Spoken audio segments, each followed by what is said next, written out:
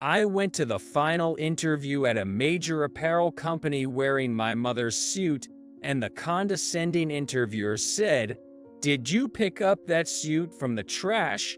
I'd like to see the face of the person who made it." "Sure, no problem." With that, I explained to the interviewer about this suit as I had learned from the company president. The interviewer's face turned pale in an instant. "My name is Leo Brown. I'm about to graduate from college next spring, and I'm currently in the job hunting process. I've applied to several companies in the apparel industry, and I was on a train heading to the interview with my top choice, the major apparel manufacturer Williams Textiles. I hate to say it myself, but I've worked hard since I was a child. When I was young, my parents divorced, and I was taken in by my father while my younger brother went to live with my mother. Under my father's care, I managed to handle household chores in his absence. Despite some mishaps, I became quite proficient in housework, even consistently earning good grades in home economics. After a few years, my father told me that he was going to remarry and said, "You don't have to think of her as a new mother. She's my girlfriend." I couldn't bear the thought of living with a complete stranger, so I started living on my own just as I was about to enter university. I was already skilled in housework, so that wasn't a problem, but it was quite tough to cover my living expenses with part-time jobs. I couldn't rely on my father, who had already paid my tuition, and I didn't want to get too involved with his new wife either. I had some friends from university and part-time work at a sewing factory, but they all seemed to receive financial support from their parents and were making money for their leisure activities, so I couldn't really open up to them. However, among them, I made a friend named Bob who seemed carefree and playboyish at first glance, but he had a solid core. Bob's parents were divorced, and he had been raised by his single mother. His favorite phrase was, "Someday I'll become successful and repay my parents."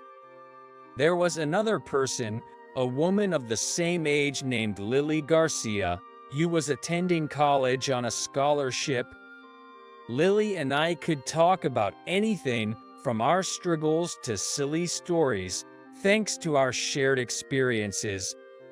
We both had a strong desire to work for an apparel manufacturer in the future, and the fact that we both worked part-time at a sewing factory brought us closer together quickly. After a few months of getting to know each other, we naturally started dating.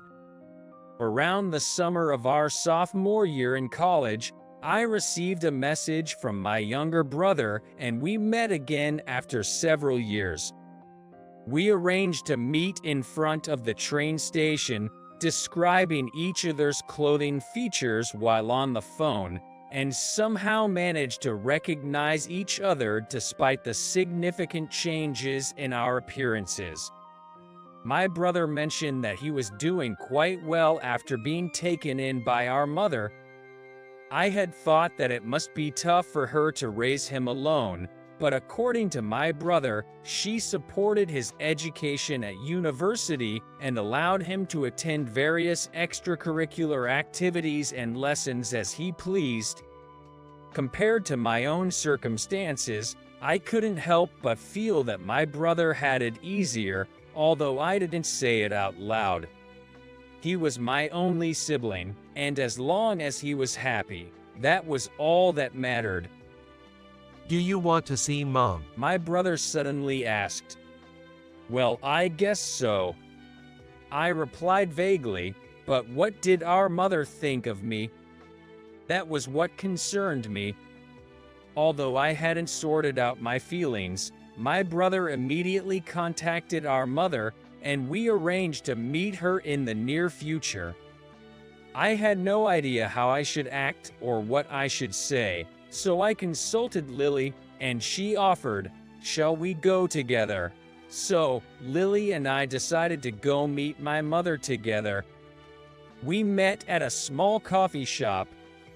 As I nervously sat there, Lily patted my shoulder and said, "Relax." The cafe door rang, and I spotted my mother, who still had a trace of her past appearance.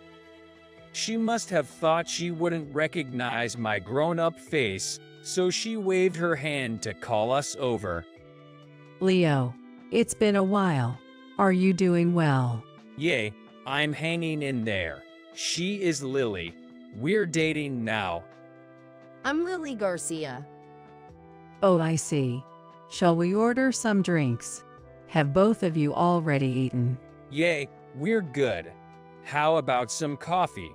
At the beginning, it was trivial conversation.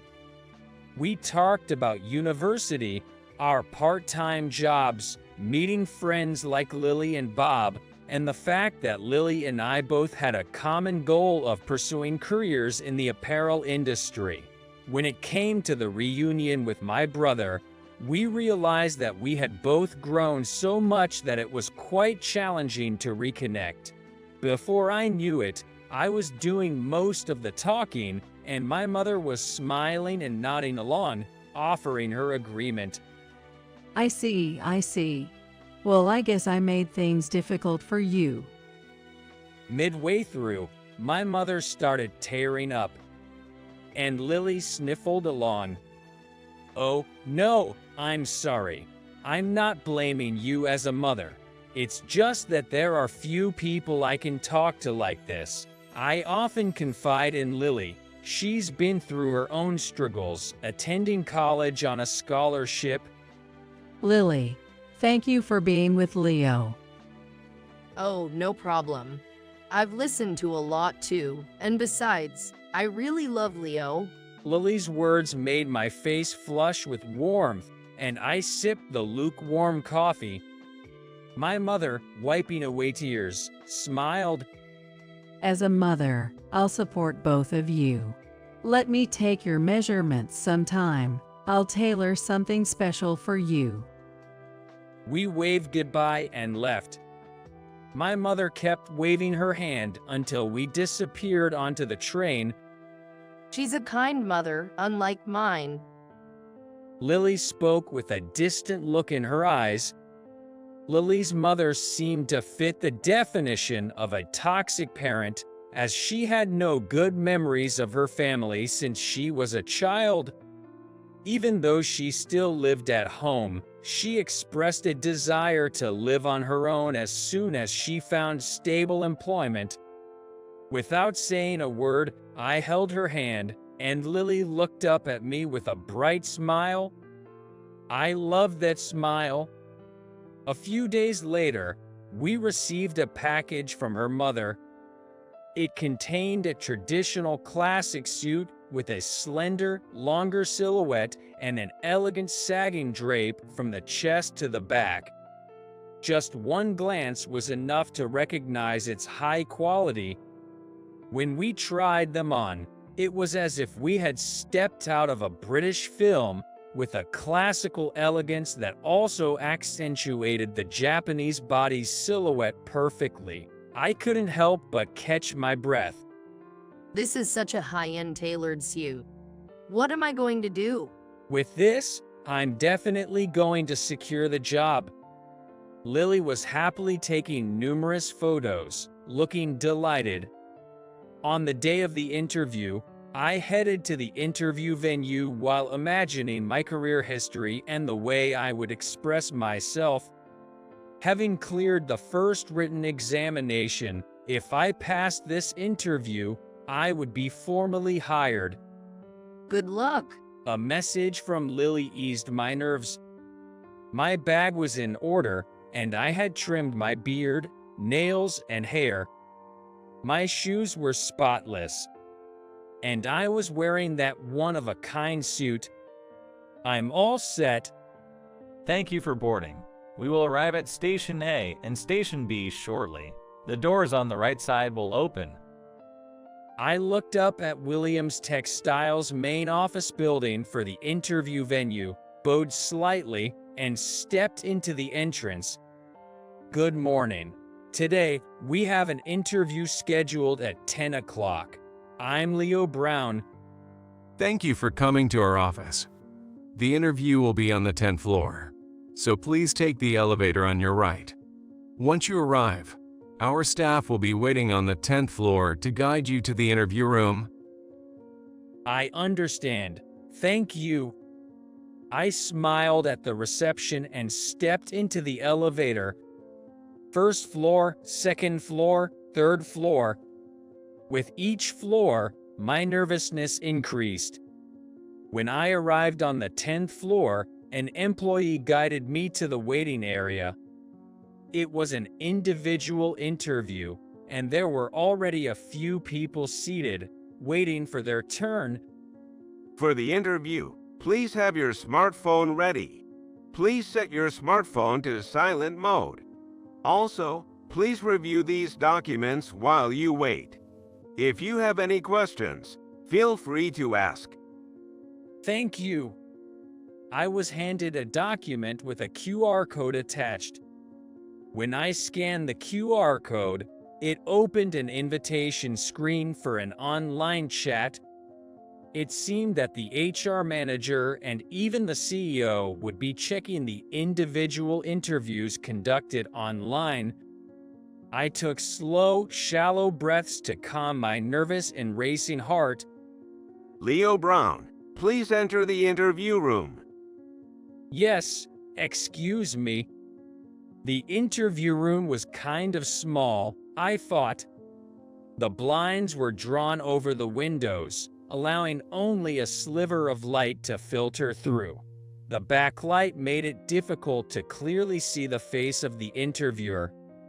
She appeared to be a woman of about the same age as my mother. Let's begin the interview. Leo Brown, please keep the online chat open and face this way for the conversation. Please have a seat. Excuse me. I connected to the online chat, took a seat on the chair, and waited for the female interviewer to speak. I've reviewed your resume. You're expected to graduate from State University next spring. As soon as the interviewer raised her face to look at me, she burst into laughter. What a tacky suit you're wearing. Did you pick that up from the dumpster? Our company is a leading player in the apparel industry, don't you know? Of course, I'm aware, and this suit. Listen, in this interview room, I'm the interviewer, and you just need to answer my questions. Got it? Respond when spoken to. Yes, I apologize. I lowered my head. You're wearing a shabby suit made by someone without any experience in the professional world. I'd like to see the face of the person who made it. The interviewer tossed my resume onto a distant table and sneered. I felt my blood boiling with anger. Well, it's okay. It didn't seem like this would be my dice, but I decided to take a gamble. In desperation, I addressed the online screen. Mom, this suit was made by you, right? The interviewer swiveled her office chair halfway around in response to those words. There was a moment of silence, and the room fell quiet. Can you hear me? Sorry for the connection delay. Without a doubt, I made this suit for Leo Brown. That's unbelievable. Taylor, don't you think that arrogant attitude of yours isn't suitable for potential employees, customers, or business partners for your future? And to call the suit I made tacky, I'm disappointed in your lack of discernment. No, that's not it, President. Words, you see, once spoken, cannot be taken back. The words you casually utter might change someone's life, or even your own. Consider the words you speak as something you're staking your life on. Taylor's attitude during the interview has been a concern, and I observed it firsthand this time during the online interview. I didn't expect it to be this bad. So I apologize for causing inconvenience in various ways, but I'll be changing the interviewer, and we will redo all the interviews. The interviewer, who had fallen from the swivel chair, clutched her head. Taylor, you can continue the interview online from here. Let's talk about your future. Leo, I'll contact you again from the company later. I'm sorry for today. Please leave. I understand. Thank you very much. I answered politely and left the interview room. It was a day of coincidences, but I felt that it was meant to be. After that, I received an apology and notice of a rate interview from Williams Textile. Subsequently, the Ray interview was conducted, and I received a job offer successfully. Lily also received a job offer from her top choice apparel company and was brimming with joy. They praised me for wearing such a great suit. Thanks to your mom, Leo. Lily said so with tears of laughter in her eyes. Well, I guess I should tell my dad too. Saying that, Lily's expression clouded. Then I'll try talking to my mom too. Summoning our courage, we both tried to make phone calls at the same time, but neither of us got through. A few hours later, I received an email from my father. Sorry for not answering the phone. Congratulations on your job offer. My wife here is happy for you too. Stay well and take care. That was all it said. Lily said it was still better than nothing. It seems her mother simply told her, "Give me some pocket money once you start working." She didn't even ask about the place of employment. I hugged Lily tightly. Once we both get used to our working lives, let's plan on living together with the intention of getting married. Yay? Lily's initially sad expression gradually turned into a smile, and that alone filled my heart. By the way, Bob also received a job offer from the IT company he had hoped for. He intends to become independent in the future, but boasts that he'll take everything he can with him. We promise to have a toast soon. On another day, to celebrate our job offers, my mother, brother, Lily, and I gathered at my mother and brother's house for a meal. Congratulations on getting your first choice job, both of you. Thank you. I never expected to work at Mom's company. It must be fate. Does your younger brother have something he wants to do in the future?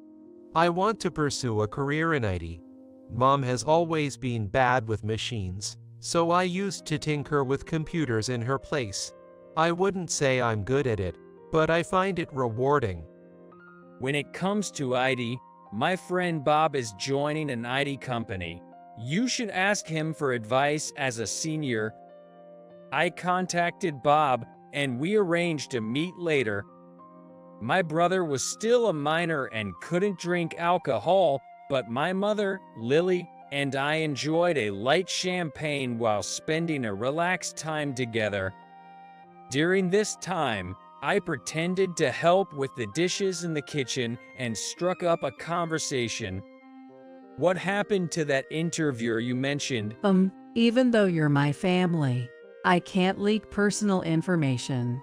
Just kidding. It seems like she was in pretty deep trouble. She was altering information to suit her convenience, and she did various things. Maybe I relied too much on someone else because I'm not good with technology. It's true that you have to trust what you see with your own eyes. You can't just believe anything blindly. Um, After quitting her job, She's thinking of going into IT, right? Well, I hope she doesn't end up in the same company as Bob. No, definitely not. She's not that talented. I don't know. The world can be small sometimes. My mother laughed as she cleaned the dishes. I'm planning to marry Lily. Yay, go ahead. Have you met her parents? Not yet. For some reason, I was able to bring up the question I had always wanted to ask, perhaps because I was a little tipsy. Why did you and Dad get divorced? Huh? Well, your father's mother, my mother-in-law, and I didn't get along. I liked your father, but my mother-in-law. The decisive moment was when she made a fuss about your younger brother's speech being a little delayed. But he wasn't like that, right? It was the limit. To be honest, I wanted to take care of both of them together. But your father cried and begged me. He said, please, at least let me take care of Leo. At that time, I didn't have a stable income, so I reluctantly made the request. So we've been in touch all along, even though we don't meet. I was the one who first mentioned your job. He doesn't say much, so people easily misunderstand him, but he's a splendid father. I still believe I wasn't wrong in my judgment. I felt a strange sense of foreboding after learning all these things I didn't know before. Maybe it was the alcohol making me dizzy. Are you okay? Your face is all red. Yay, I'm just going to lie down for a bit. I lay down on the wood deck of the terrace, which was far too spacious for just the two of us in our big house. Leo, are you okay? Lily, looking worried, brought me a glass of water. Sitting right beside me, she absent-mindedly touched the potted plants on the terrace, seemingly without purpose. Thanks. It's just that times of change seem to bring about a series of changes in the world. I think I understand. They tend to come in succession. After I asked my mom about the reason for their divorce earlier, it turned out to be completely different from what I had thought, and it was quite a shock. I see. But even so, there's nothing I can do. That's true. Regardless of what others around us do, we have to live our lives honestly. I didn't want to see Lily's sad face. I got up and hugged Lily gently. I want to meet your parents. Maybe it's better to wait until things settle down a bit. Mom just changed jobs recently, and it seems like it's been tough. I had a strange premonition.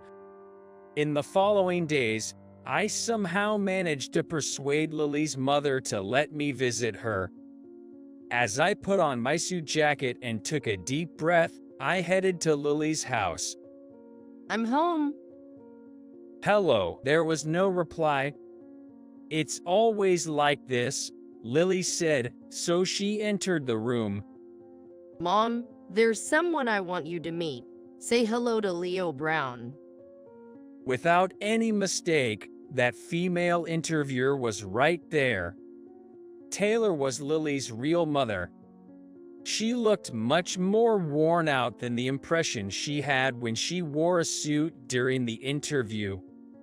That time. You still remember. Damn it, bringing back those memories. Get out. Taylor tried to resist violently, but Lily clung to her to calm her down. Mom, stop it. I intervened, using a blanket I had prepared to separate Lily and Taylor and wrap Taylor up.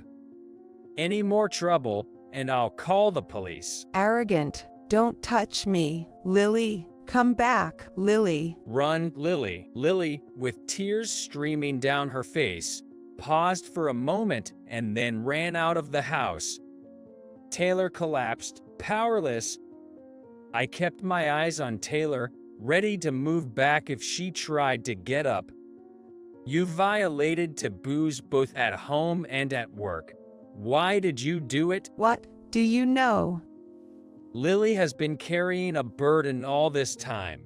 Verbal abuse from her mother, being frightened by loud noises, begging for money, things that no one should endure even from their own family.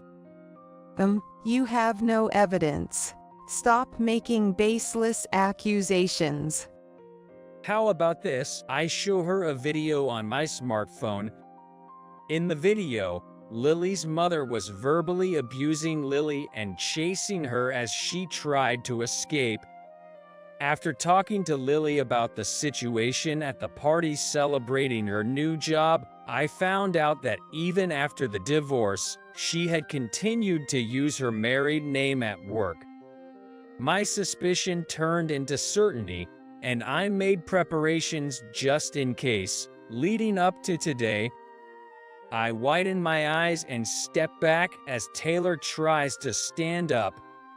I've recorded the current situation as well.